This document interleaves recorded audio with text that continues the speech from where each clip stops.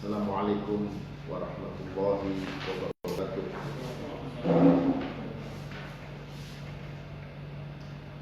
Alhamdulillahil jabbaril qahhar, al-azizil ghaffar, mukawwiril laili 'alan nahar, tadhkiratan li ulil absar. Wahdahu la syarika lah. Wa ashhadu anna sayyidana wa nabiyyana Muhammadan abduhu wa rasuluhu al-mustafa al-mukhtar. Allahumma shalli wa sallim ala sayyidina wa maulana Muhammadin nuril anwar wa ala alihi al-akhyar wa ashabihi al-abrar wa man tabi'ahum bi ihsanin ila yaumil qurur. Amma ba'du. Qad qala Allah Ta'ala fil Qur'anil Azim, a'udzu billahi minasy syaithanir rajim. Qalu subhanaka la ilma lana illa ma 'allamtana innaka antal alimul hakim. Wa qala Rasulullah sallallahu alaihi wasallam, may yuridillahu bihi khairan yufaqihu fid din. Shadaqallahu maulana al-azim wa balagha rasuluhu an-nabiyul habibul karim wa nahnu ala dhalika minasy syahidin wa syakirin walhamdulillahi rabbil alamin. Jamaah sekalian rahimakumullah, para santri, sore hari ini sebagaimana biasa kita akan melanjutkan kajian kitab Nashaihul Ibad pada makalah yang ke-15 di dalam bab At-Tunai. Siaran ini disiarkan langsung oleh Pondok Pesantren Al-Miftahiyah dalam rangka pengajian Ramadan online Pondok Pesantren Al-Miftahiyah yang diikuti seluruh para santri Pondok Pesantren Al-Miftahiyah. Dan acara ini terselenggara berkat kerjasama dengan pengurus cabang Nahdlatul Ulama, Lembaga Bahthul Masail Nahdlatul Ulama Jakarta Utara, dan Aswaja Center PCNU Jakarta Utara. Mudah-mudahan kajian yang akan kita selenggarakan pada sore hari ini bermanfaat, khususnya bagi para santri yang saat ini masih ada dalam kondisi COVID-19 atau PSBB DKI Jakarta. Mudah-mudahan pelaksanaan pengajian online ini bermanfaat, khususnya bagi para santri yang pada saat ini berada di rumah masing-masing. Untuk itu marilah kita memulai pengajian kita dengan terlebih dahulu bertawassul kepada baginda Rasulullah sallallahu alaihi wasallam, pada segenap keluarga, para sahabat, para tabi'in, para auliaillah, dan wabil khusus kepada muallif kitab Nashaihul Ibad, yakni Syekh Muhammad Nawawi Al-Bantani Al-Jawi, serta untuk seluruh guru-guru kita. Mudah-mudahan ilmu yang kita pelajari pada kesempatan sore hari ini bermanfaat di dunia wal akhirah. Bismillahirrahmanirrahim. Ila hadratin Nabi Mustafa Sayyidina wa Maulana Muhammadin sallallahu alaihi wasallam wa ala alihi wa sahbihi wa dzurriyyatihi wa ahli baitihi al-kiram, thumma nakhussu khususan khassatan ila muallif hadzal kitab Syekh Muhammad Nawawi Al-Bantani qaddasallahu sirrahul aziz wa nafa'ana Allah bi ulumin fid darin amin, wa ila hadrati Syekhina Bayi Abdul Karim, Bayi Marzuqi Dahlan, Bayi Mahrus Ali, Bayi Ahmad Idris Marzuqi wa usulihim wa furu'ihim wa man intasaba ilaihim, thumma nakhussu khususan khassatan ila hadrati al-muassis Pondok Pesantren Al-Miftahiyah Hadratal Mukarram Romo Kiai Haji Muhammad Miftahuddin bin Anas qaddasallahu sirrahumul aziz wa nafa'ana Allahu bi ulumin fid darin amin. Syaulillahi lahumul Fatihah. A'udzu billahi minasy syaithanir rajim. Bismillahirrahmanirrahim. Alhamdulillahi rabbil alamin arrahmanir rahim maliki yaumiddin. Iyyaka na'budu wa iyyaka nasta'in ihdinas siratal mustaqim siratal ladzina an'amta 'alaihim ghairil maghdubi 'alaihim waladdallin. Amin. Bismillahirrahmanirrahim. Wal maqalatul khamisata asyara, bermula maqalah Nabi Bakar itu dari sahabat Abu Bakar As-Siddiq radhiyallahu anhu fi qoulihi ta'ala, di dalam menjelaskan tentang firman Allah Ta'ala. Fi qoulihi ta'ala, di dalam menjelaskan tentang firman Allah Ta'ala. Zaharul fasadu fil barri wal bahri, yakni ayat zaharul fasadu fil barri wal bahri. Zahara jelas apa al fasadu, kerusakan, fil barri di daratan, wal bahri dan lautan. Qala, berkata ditafsiri dari tafsir ayat tersebut, ditafsiri dalika di dalam tafsir ayat tersebut, al barru huwa al lisanu wal bahru huwa al qalbu.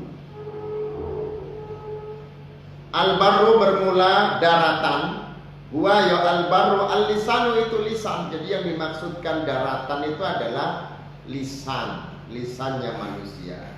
Itulah yang akan membuat kerusakan. Banyak rusaknya alam itu karena lisannya manusia. Ya.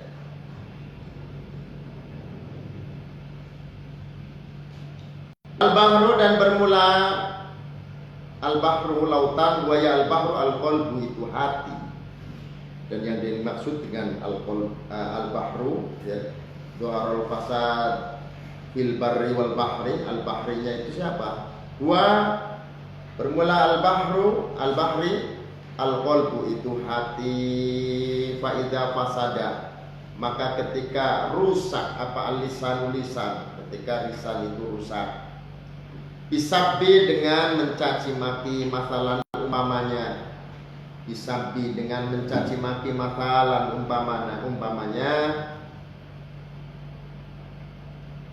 bakat maka menangis, alaihi atas lisan, apa nufusu,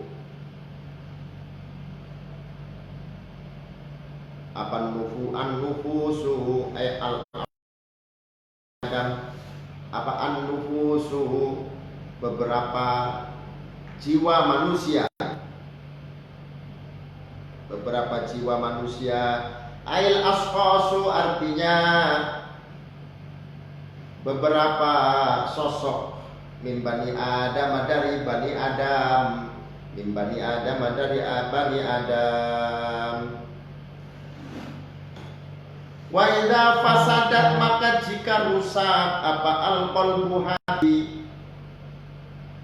Wa idza fasadat fa idza fasada fa idza wa idza fasada, dan jika rusak apa al-qalbu hati, birriya dengan riya, masalan umpamanya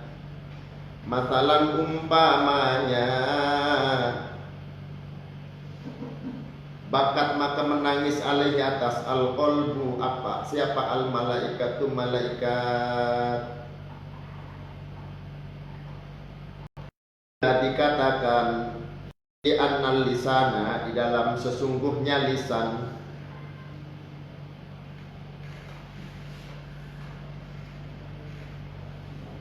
wahidu tanbihin, itu salah satu yang mengingatkan. Wahidu tanbihin itu salah satu yang mengingatkan, lil abdi bagi seorang hamba. Al hikmatu bermula hikmahnya, fil annal lisana, di dalam sesungguhnya lisan, wahidu tanbihin itu merupakan salah satu pengingat ya, yang mengingatkan, lil abdi bagi seorang hamba, fi annahu di dalam sesungguhnya al abdu la yang bagi itu tidak seyogia, la yang bagi itu tidak seyogianya, la yang bagi itu tidak seyogianya apa ayatakallama berbicara siapa abdu, illa fima kecuali di dalam perkara yuhimmuhu yang penting atau yang mementingkan siapa abdu akan ma. Yuhimmuhu yang mementingkan siapa abdu akan ma. Wa fi khairin dan di dalam kebaikan. Wa fi khairin dan di dalam kebaikan. Wa qila dan dikatakan li annal lisana karena sesungguhnya lisan. Adzakira yang mengingatkan di kulli lughatin pada setiap bahasa.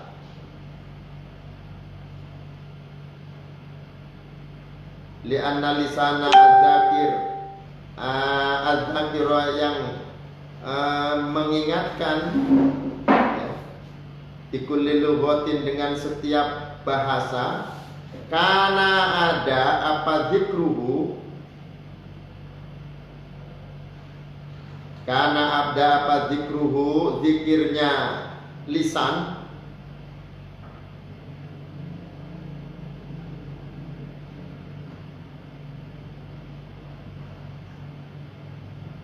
Karena ada apa zikruhu, zikirnya lisan lil madhkuri pada zat yang disebut atau disebut lil madhkuri pada zat yang disebut al-wahidi yang maha esa, al-wahidi yang maha esa, bahwa bermula al-madhkur al-wahid Allah Ta'ala, itu Allah Ta'ala.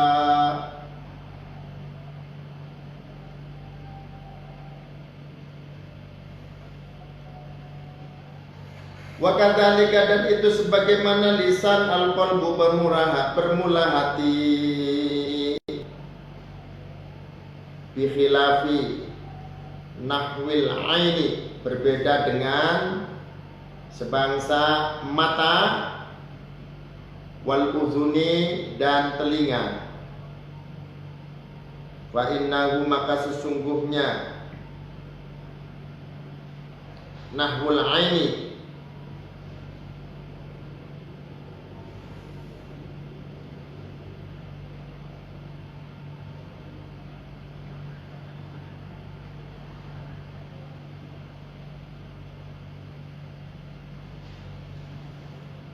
wa huwa Allah Ta'ala wa kadzalika al-qalbu bi khilafi nahwil aini wal udhuni fa innahu yata'addadu.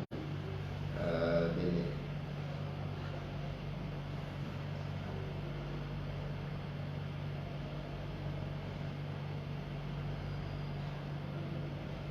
Li anna lisana dzakir bi kulli lughatin kana dzikruhu al-madhkur al-wahid wa huwa Allah Ta'ala wa kadzalika al-qalbu bi khilafi nahwil aini wal udhuni fa innahu yata'addadu.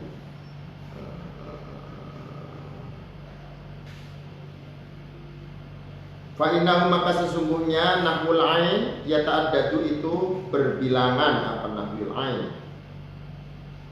Qila li annal hajata karena sesungguhnya hajat ila sam'i pada mendengar, wal basori dan melihat, aktsaru itu lebih banyak, minal hajati daripada kebutuhan, ilal kalami pada berbicara. Wa inama syubiha dan hanya diserupakan apa al-qalbu hati bil bahri dengan lautan, li syiddati umtihi karena sangat dalamnya, wattisa'ihi dan luasnya al-bahr. Bismillahirrahmanirrahim. Makalah yang ke-15. Makalah yang ke-15 ini dari Abu Bakar As-Siddiq radhiyallahu anhu di dalam firman Allah Ta'ala, "Dhaharul fasadu fil barri wal bahri bima kasabat aydin nas." Jelasnya kerusakan di laut, di darat dan di laut adalah bima kasabat aydin nas, dengan apa yang dilakukan oleh tangan-tangan manusia. Jadi akibat manusia maka rusaklah daratan rusaklah pula lautan. Di dalam ayat ini sahabat Abu Bakar As-Siddiq memberikan penafsiran al-barru huwa al-lisan wal bahru huwa al-qalb. Fa idza fasada al-lisanu bakat alaihi nufus wa idza fasadat al-qalbu wa idza fasada al-qalbu bakat alaihil malaika. Sahabat Abu Bakar As-Siddiq memberikan penafsiran pada ayat tersebut bahwa yang dimaksudkan dengan al-barru, daratan, itu adalah lisan, dan yang dinamakan lautan itu adalah hati. Nanti kita akan bahas perumpamaan dua ini, menyamakan lisan dengan daratan, menyamakan qalb, hati itu dengan lautan. Ini ada pembahasannya di bawah. Wa idza fasada al-lisan, maka bakat alaihi nufus. Ketika lisan itu rusak, lisan manusia itu rusak. Rusaknya dengan apa lisan manusia? Banyak yang menjadikan lisan manusia itu rusak. Ya. Makanya ada istilah di Jawa itu cangkem elek. Ya. Ada lagi dalam istilah atau dalam ada istilah lambe turak. Ya. Apa yang menyebabkan lisan itu rusak? Rusaknya lisan itu adalah dengan kata-kata kotor. Orang yang selalu berkata dengan ucapan kotor, mencaci maki, menghina, ya, atau menyebarkan fitnah, hoax, itu yang menyebabkan lisannya rusak. Ketika lisan seseorang rusak, maka bakat alaihi nufus, jiwa-jiwa manusia itu akan menangis.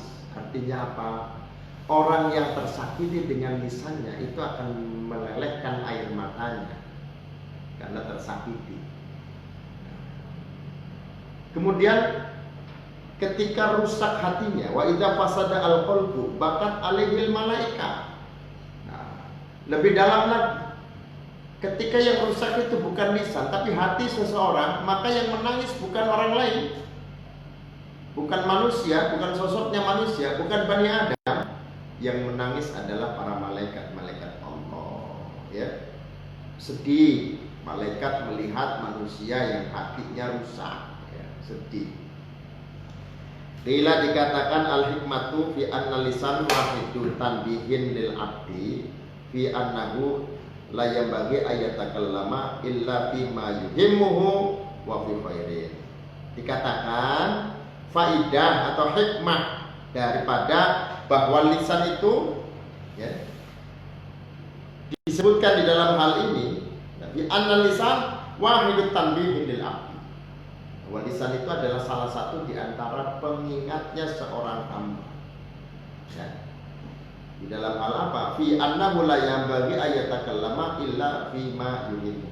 Di dalam satu hal di mana seseorang tidak layak, tidak pantas,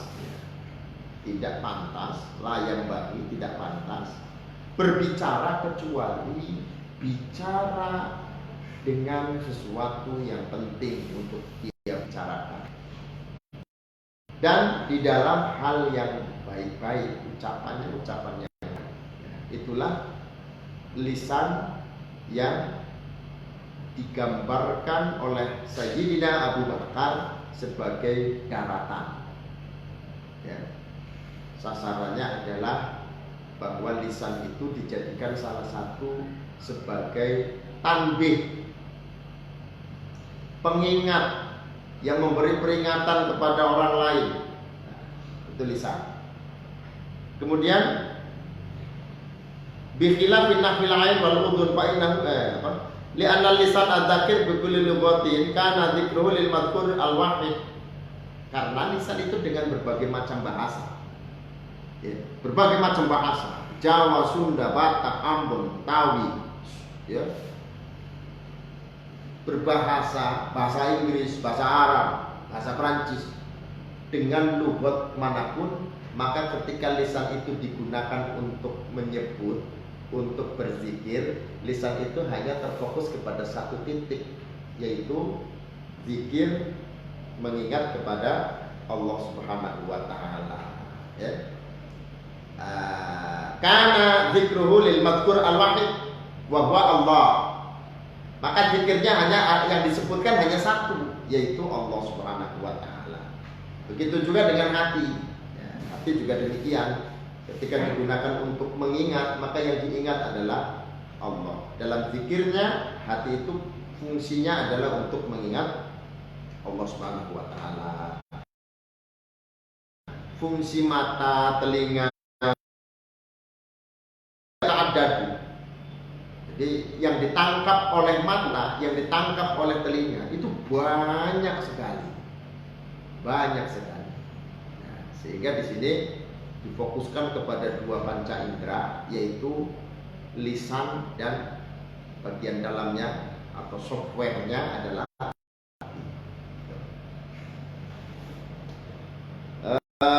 kemudian diserupakannya hati dengan lautan. Itu kenapa? Hati kok kesamaannya atau penyerupaannya dengan lautan, disamakan dengan lautan, diserupakan dengan lautan. Kenapa? Li syiddati umtihi wa tisa'ihi. Karena dalamnya dan karena luasnya. Hati itu dalam dan luas. Ya, hati itu dalam dan luas. Makanya hatinya luas. Luasnya hati itu adalah dengan kesabaran. Maka orang yang sabar itu hatinya luas. Dia tidak akan mudah goyah ketika diterpa dengan berbagai macam ujian dan cobaan. Dia tetap akan kokoh karena luas. Kita bisa gambarkan begini. Nih, kita tempat tinggal di pinggir laut, ya, dan sering main-main ke tengah laut. Dan menjadi tradisinya anak-anak pesisir. Coba perhatikan laut. Laut itu adalah tempat muaranya sungai-sungai. Kalau di DKI, sungai-sungai yang muaranya ke laut dan air yang bersih, hampir tidak ada air yang bersih. Air-air yang mengalir di sekitar DKI itu air-air yang sudah tercemar, kotor, limbah, hitam. Tapi coba ketika kita berada di lautan, kenapa airnya bening? Padahal air kali-kali yang masuk airnya ke laut itu kali-kali yang kotor. Tapi di tengah laut kenapa airnya bening? Nggak kotor. Ini karena saking dalam dan luasnya. Andaikan hati kita itu seperti lautan dalam dan luas, maka tidak akan kena pengaruh apapun sekalipun diberikan ujian cobaan yang berat.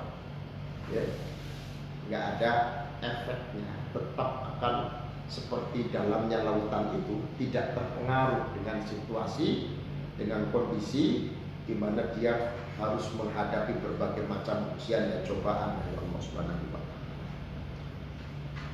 Wallahu a'lam. Wal maqalatu sadisatu bermula maqalah yang ke wal maqalatu sadisata asyara dan bermula maqalah yang ke-16.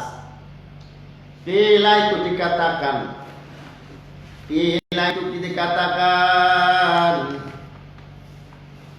asyahwatu, bila itu dikatakan innas syahwata, sesungguhnya syahwat.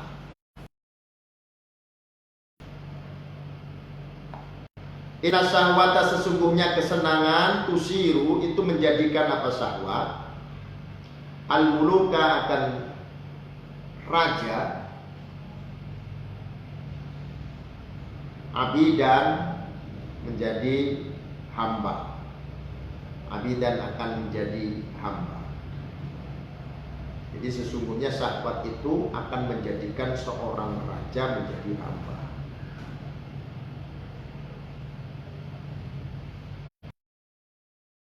Fa inna man ahabba syai'an fa huwa 'abdu.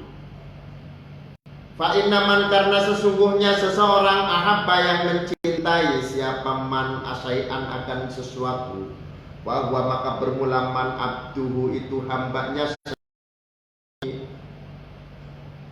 Karena siapapun yang mencintai sesuatu maka dia adalah hambanya, dia adalah budaknya. Jadi sekalipun seorang raja mencintai syahwatnya, karena syahwat dia akan turun derajatnya menjadi hamba ya, karena syahwatnya rela dia kehujanan, kepanasan, kerja, banting tulang, peras keringat, padahal itu istilah yang gak masuk akal, itu karena sudah menjadi bahasa istilah ya, bahasa apa namanya ya, lumrah. Orang kerja itu banting tulang, padahal tulangnya nggak pernah dibanting-banting kan. Meras keringat, nggak pernah meres keringat, ya biasa aja. Itu hanya istilah. Dia korbankan semuanya, dia siap menjadi hamba, ya, karena akan mengabdi kepada orang yang dia cinta. Ketika dia cinta kepada keluarganya, ya dia akan siap menjadi hamba dari keluarganya, bekerja, banting tulang, peras keringat untuk membahagiakan keluarganya. Kepada kekasihnya, dia akan siap untuk berkorban, siap menjadi hamba kekasihnya. Ya. Lagi demen sama seseorang, misalnya dia akan melakukan hal-hal yang membuat kekasihnya senang. Itulah makanya ketika dasarnya syahwat, maka rusak. Menjadi benar-benar menjadi hamba tanpa memandang siapa dia, bertikatnya sebagai apa dia. Sekalipun seorang raja, kalau yang dia turutkan adalah syahwat, maka dia akan menjadi hamba. Hambanya syahwat, gitu loh. Hambanya syahwat. Wasobru, bermula sabar. Yusiru, itu menjadikan apa, as-sobru al-abida, akan hamba, mulukan, menjadi raja. Mulukan itu menjadi raja,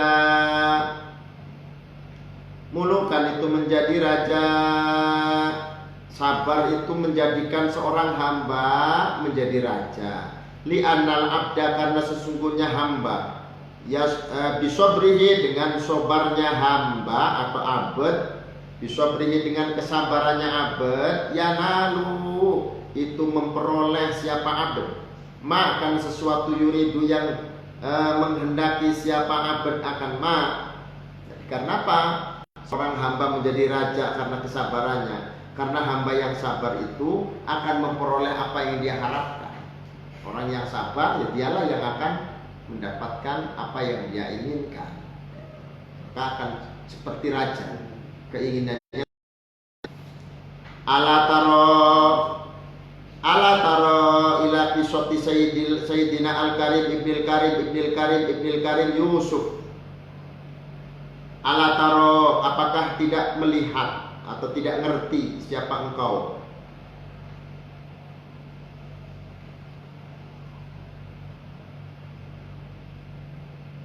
Ala yasilu, apakah tidak sampai apa ilmumu? Otakmu gak nyampe. Asal otakmu gak nyampe. Ila qissati sayyidina, pada cerita junjungan kita Al-Karim yang mulia, Ibnil Karim anak yang mulia, Ibnil Karim anak yang mulia, Ibnil Karim anak yang mulia, Yusuf, rupanya Nabi Yusuf.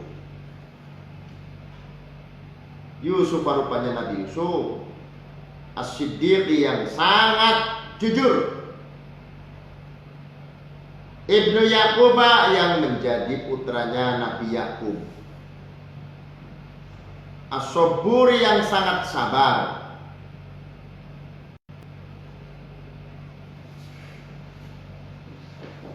Ibni Ishaq, yang menjadi putranya Nabi Ishaq,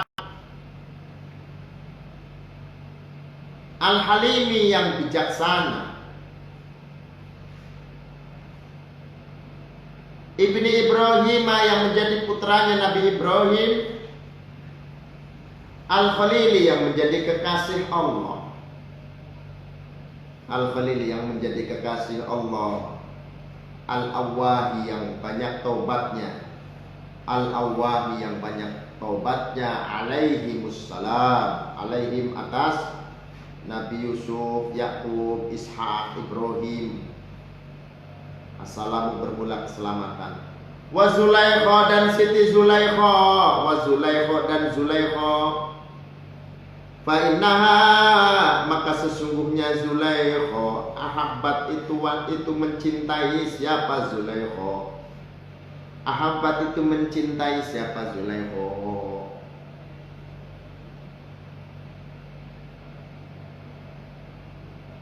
Ahabbat itu mencintai siapa Zulaikha?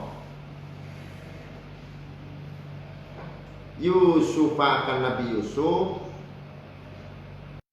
nihayatal hubbi, dengan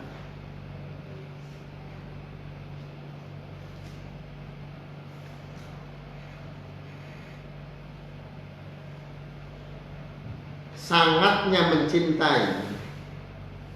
Nihayatal hubbi, dengan sangatnya mencintai. Jadi cintanya pol.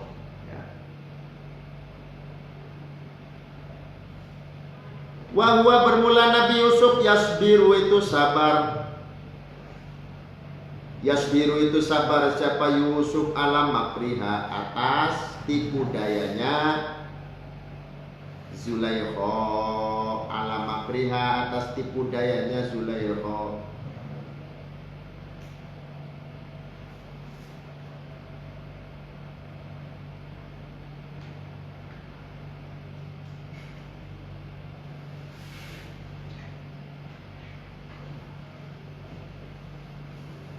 Wa adiyatiha, dan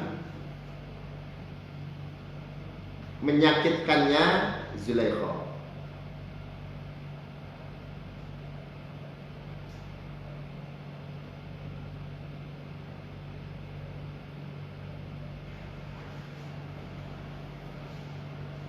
Wa adiyatiha, dan menyakitkannya Zulaikha. Wal maqalatu sabi'ata asyara, bermula maqalah yang ke-17.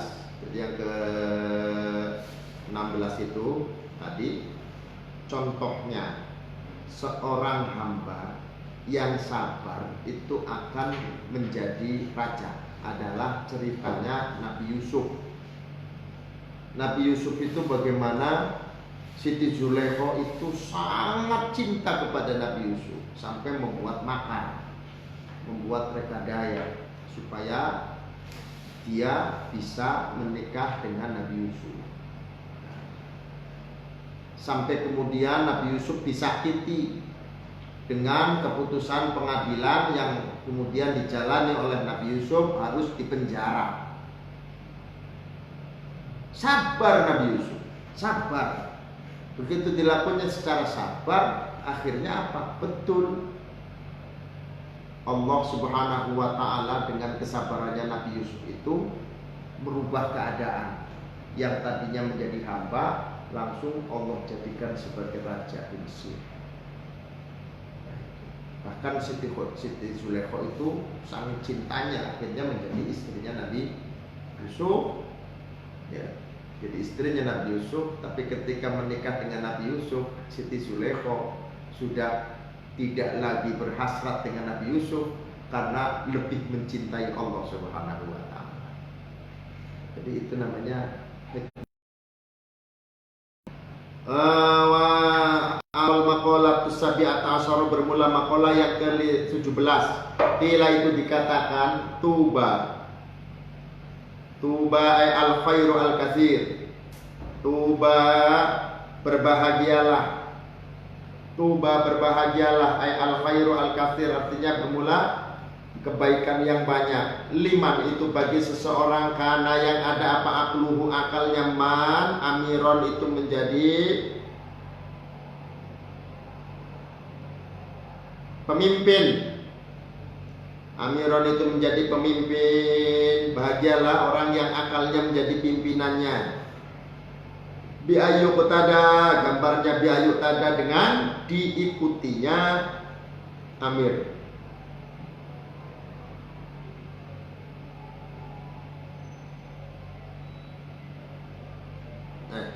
Bi'ai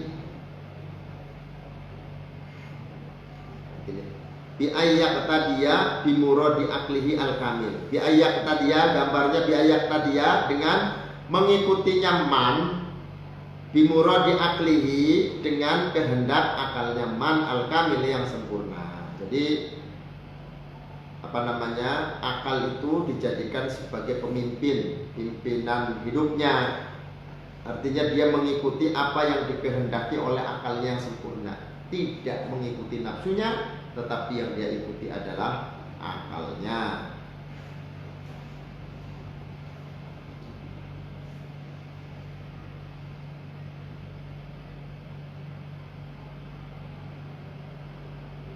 Wahawahu, dan ada apa hawahu, hawa nafsunya man, ay mailanu nafsi, artinya kecenderungan nafsunya man, ay mailanun nafsihi, artinya kecenderungan nafsunya man, ilama, pada sesuatu yang tidak kepengen siapa man akan ma, min ghairi da'iyati syar'i, tanpa adanya ajakan dari syarak, tanpa adanya ajakan dari syarak.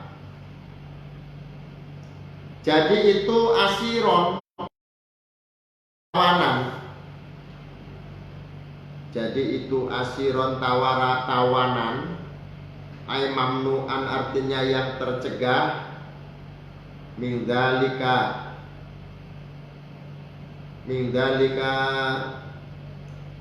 wahawahu mailanu nafsi ila ma la tasihi min ghairi ta'yati syar'i, asiron yang tercegah. Itu asiron yang tercegah, asiron itu menjadi tawanan, ay mamnu'an yang tercegah.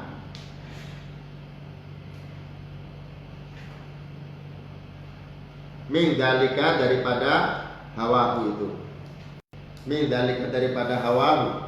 Wawailun, dan celaka, bermula celaka, halakun syadidun, artinya celaka yang sangat. Wawailun, dan bermula celaka, halakun syadidun, artinya celaka yang sangat. Liman, bagi orang kana yang ada apa hawahu, hawa nafsunya man, amiron itu menjadi raja atau menjadi pemimpin. Amiron itu menjadi pemimpin. Bi'an arsalaha, gambarnya bi'an arsalaha, dengan mengumbar siapa man akan hawa, ila mustahiyatiha, pada beberapa perkara yang diinginkan hawahu, pada perkara yang diinginkan hawahu. Wa akluhu, dan jadi apa akluhu, akalnya man, asiron itu asiron itu tahanan, tawanan. Mamnu'an, artinya yang terlarang. Min nahwi tafakkuri, dari sesamanya berfikir. Fi ni'amillahi ta'ala, di dalam beberapa kenikmatan Allah Ta'ala. Wa fi azamatihi, dan di dalam keagungan Allah Ta'ala. Nah, ini makalah yang ke 17 dikatakan tuba liman kana akluhu amiron wa hawahu asiron. Berbahagialah bagi orang yang akalnya itu dijadikan sebagai pemimpin. Ya. Artinya apa? Akalnya itu dia mengikuti kemauan akalnya, dia mengikuti kemauan akalnya yang sempurna. Wahawahu asiron, dan berbahagialah orang yang menjadikan hawa nafsunya itu sebagai tawanan. Terbelenggu dia, tertahan ya, tidak bisa melakukan apapun. Ya, tertahan. Itu orang yang bahagia itu orang yang mengikuti orang yang mengikuti akalnya dan menjadikan akalnya itu seperti raja. Raja itu kan mau perintah apa saja diikuti, dan dia mengikuti kemauan akalnya. Itu orang orang yang bahagia. Ya. Kemudian membelenggu atau menjadikan hawa nafsunya itu sebagai asir. Asir itu artinya tahanan. Ya. Tahanan. Orang kalau tertahan itu nggak bisa sebebas-bebasnya melakukan apapun. Terlarang. Ya. Kalau orang bisa menahan nafsunya, seperti dia menjadikan nafsunya itu sebagai terpenjara, orang yang terpenjara, tidak bisa berbuat apapun, tidak bisa berkutik, maka dialah orang yang bahagia, yang sungguh bahagia. Sebab apa? Karena nafsu itu pasti akan mengajak pada keburukan. La ammaratum bisu'i, kan banyak memerintahkan kepada kepada sesuatu yang buruk, kepada sesuatu yang jelek. Wawailun liman kana hawahu amiron, dan celaka bagi orang yang menjadikan hawa nafsunya sebagai pemimpin dan akalnya sebagai orang yang dipenjara atau sebagai tahanan. Balikan, orang yang celaka adalah orang yang hanya mengikuti hawa nafsunya. Akalnya dijadikan seperti terpenjara, tidak bisa atau tercegah untuk mengerjakan seperti apa? At-tafakkur fi ni'amillah. Karena nggak bisa mau berpikir tentang nikmat Allah aja ditekan oleh hawa nafsunya, sehingga akalnya nggak bisa dipakai